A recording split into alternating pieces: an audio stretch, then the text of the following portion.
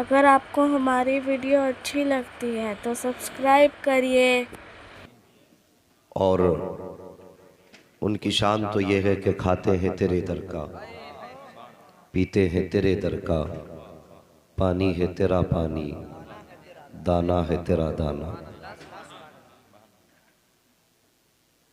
اب گفتگو کے آغاز سے قبل موضوع کے تحت انتہائی محبت اور عقیدت کے ساتھ جتنی زور سے آپ نعرے لگا رہے تھے اس سے کہیں زیادہ تیز آواز میں درود پاک پڑھنا ہے۔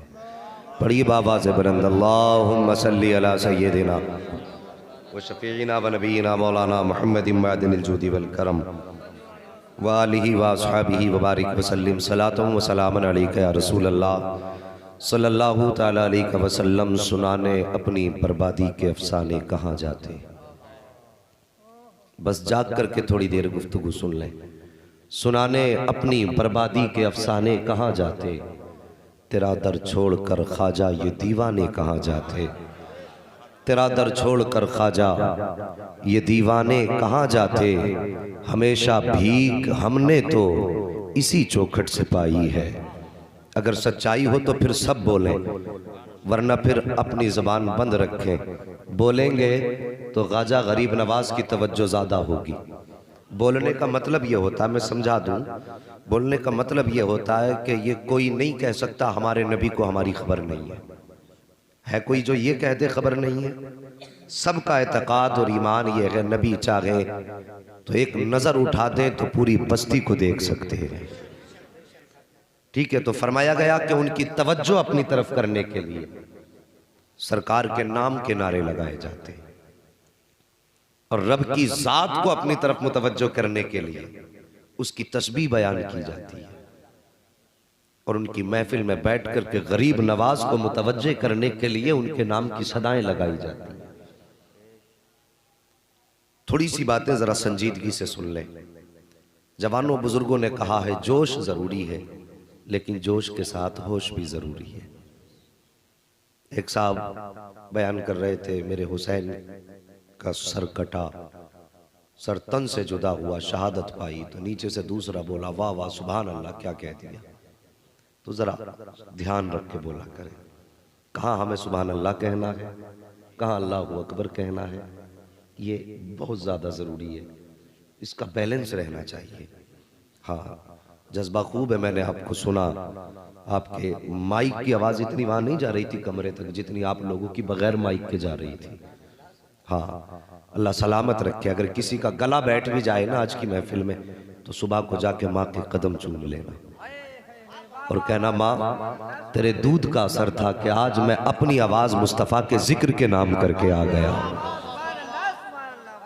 الیکشن آئے گا، لوگ ریلیوں میں نعرے لگائیں گے، گلے بیٹھ جائیں گے، نتیجہ یاد رکھنا یہاں بھی رسوا ہوں گے وہاں بھی رسوا ہوں گے، مگر نبی کی محفل میں نعرے لگاؤ، خدا کی قسم یہاں بھی چہرے مصطفیٰ کے عشق کے نور سے چمک جائیں گے اور قبر میں بھی چہرے مصطفیٰ کے کرم سے چمکنے لگ جائیں گے۔ ہاں اگر آواز نام کرنی ہے جوانوں تو مصطفیٰ کے نام کرو، اگر زندگی کی یہ دھڑکن نام کرنی ہے نا تو اپنے نبی کے نام کرو۔ وہ جوانوں بدلو طریقے اپنے اور بات سمجھ کے بولا کرو۔ اللہ کرے بس میں نے جو ارادہ کیا ہے میں اپنے موضوع پر کھرا اترنے کی کوشش کرتا ہوں، اللہ مجھے میرے موضوع کا حق ادا کرنے کی توفیق عطا فرمائے۔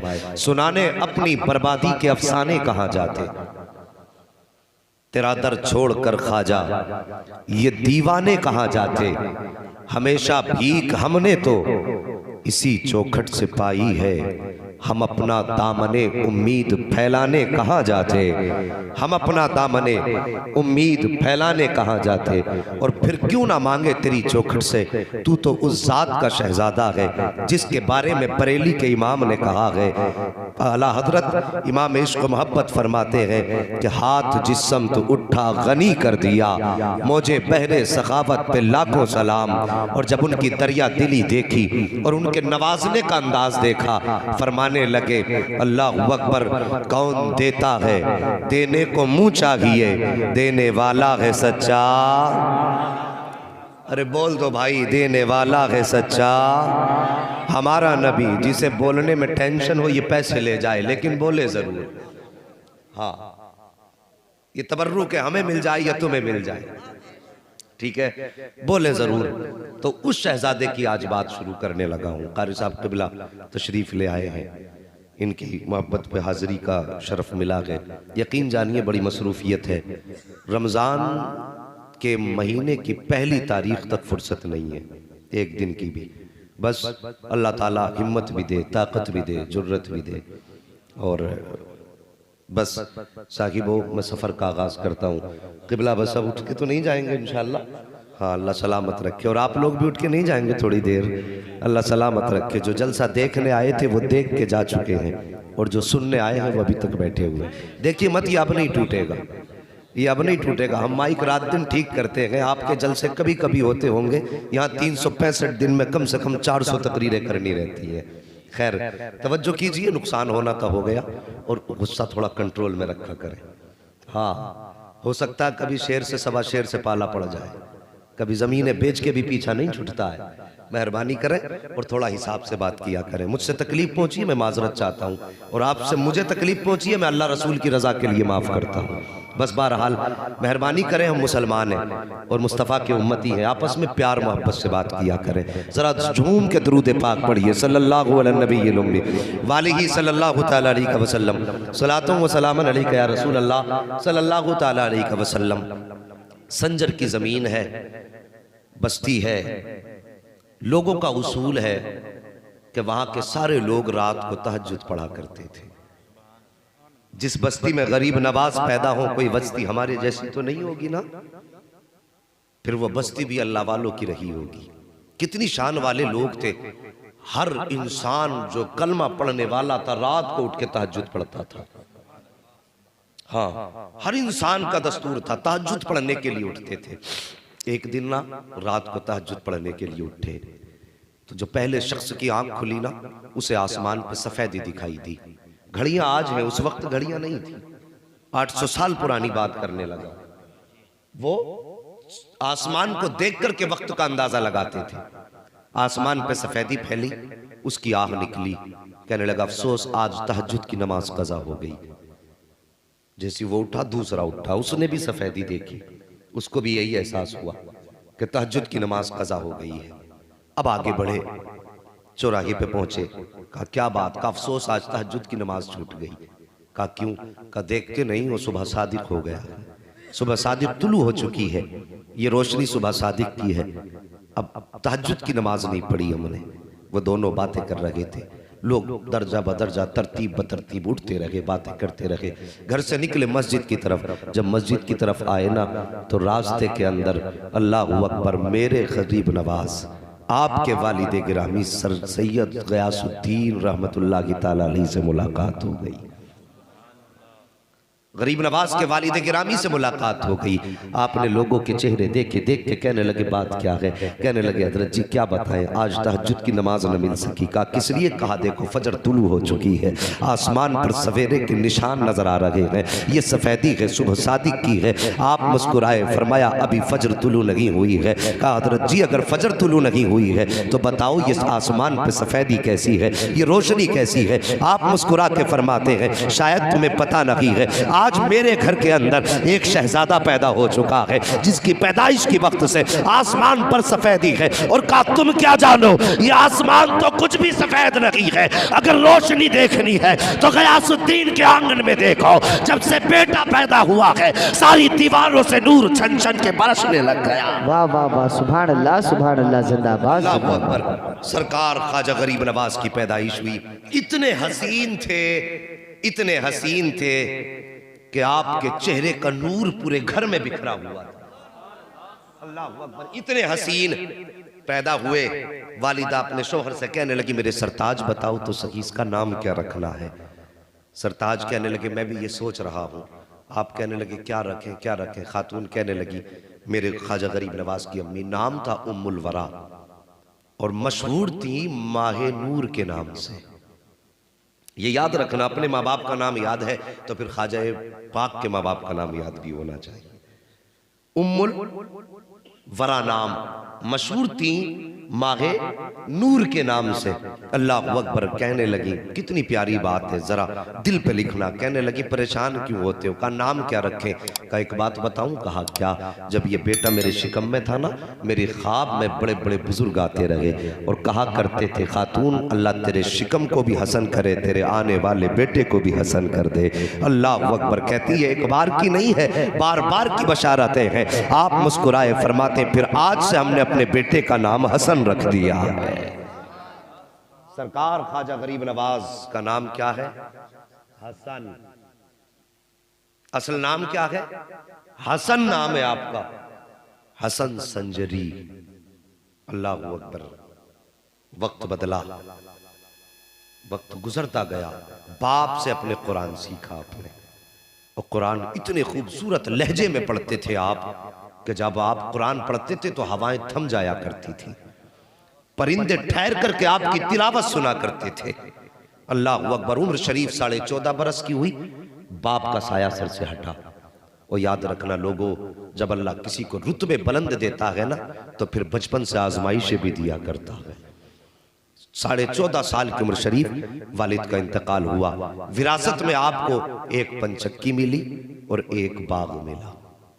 آپ کوئی سونے کے برتنوں والے گھر میں پیدا نہیں ہوئے تھے، ہاں رب نے محبوب کی سنت ادا کراتے ہوئے کسی امیر گھرانے میں نہیں بلکہ صابروں کے گھرانے میں پیدا فرمایا تھا۔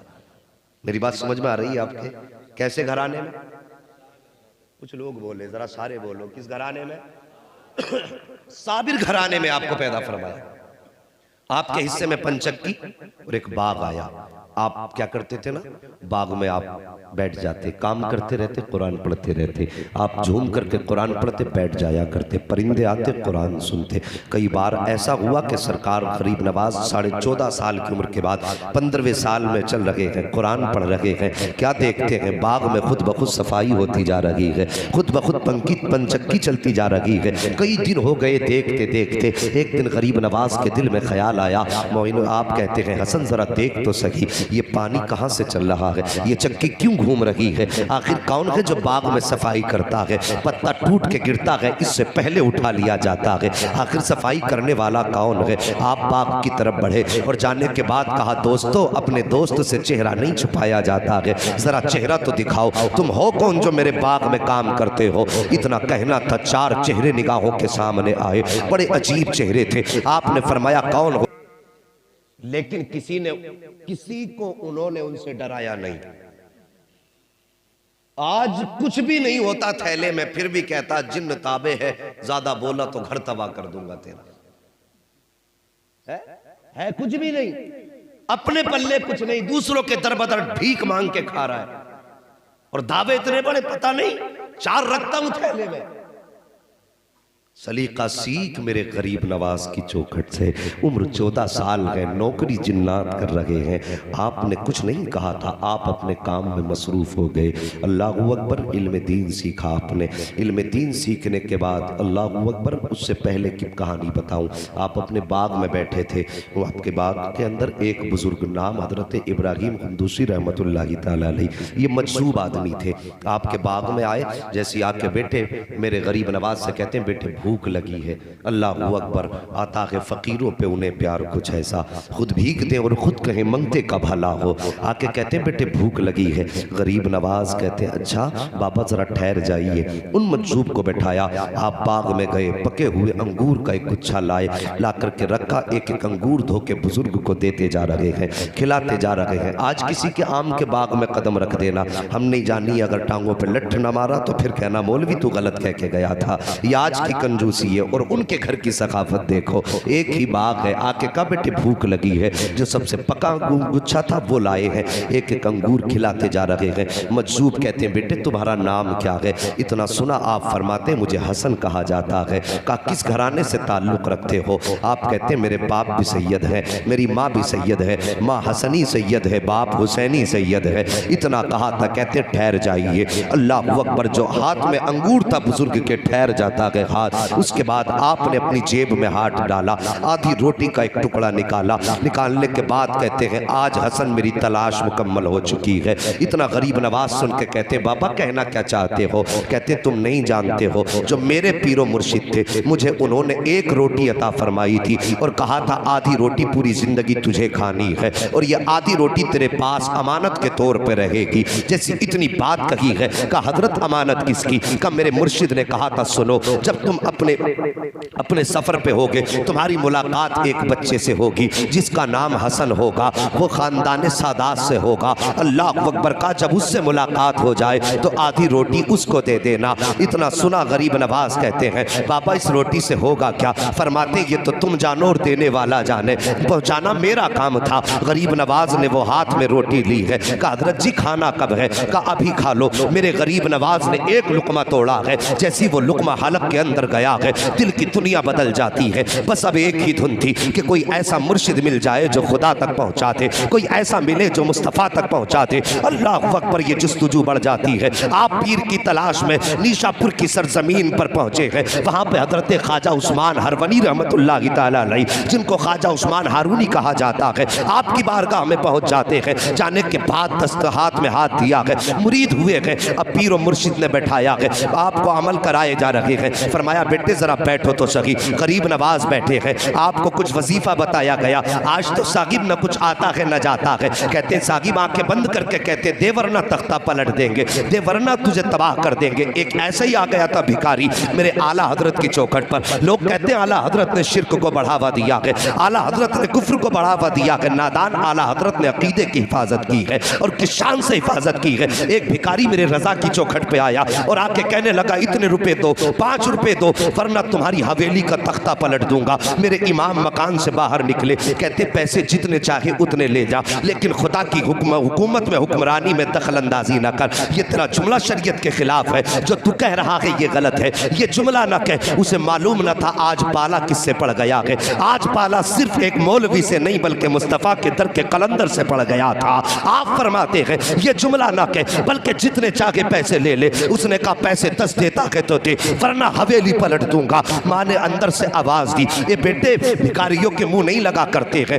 فقیروں کے منہ نہیں لگا کرتے ہیں. اے بیٹے جتنے مانگتا ہے اتنے دے دے. آپ فرماتے ہیں ماں اس کا جملہ میرے مصطفیٰ کی شریعت کے خلاف ہے. احمد رضا دینے کو حویلی دے دے گا لیکن نبی کی شریعت کے خلاف. اگر کوئی ایک بھی جملہ بولے گا احمد رضا اسے گوارا نہیں کر سکتا ہے. ابھی یہ باتیں ہو رہی تھی کہ سرکار مفتی اعظم ہند کے بچپن کا زمانہ تھا. آپ چھت کے اوپر ٹہل رہے تھے, اچانک پیر پھسلا, سر کے بل زمین پہ گر جاتے ہیں. آپ کی والدہ کی چیخ نکل جاتی ہے. ماں کہتی ہے احمد رضا میں نے تم سے کہا تھا بیٹے فقیروں سے الجھا نہیں کرتے, دیکھو تمہارا بیٹا چھت سے گر گیا ہے. اتنا سننا تھا. میرے امام کہتے ہیں اے ماں یہ تو ایک مصطفیٰ رضا ہے, اگر مصطفیٰ کی شریعت کے لیے 1000 مصطفیٰ رضا ہو تو سب کو قربان کر دوں گا, لیکن شریعت کا سودا نہیں کر سکتا ہوں. اتنا کہنا تھا. مفتی اعظم اٹھے ہیں اور توڑ کر کے اپنے باپ کے قدموں سے لپٹتے ہیں. کہتے بابا آپ کو جو فیصلہ کرنا ہے کیجئے. مصطفیٰ رضا کو ایک خراش تک نہیں آئی ہے. اعلیٰ حضرت کو جلال آیا.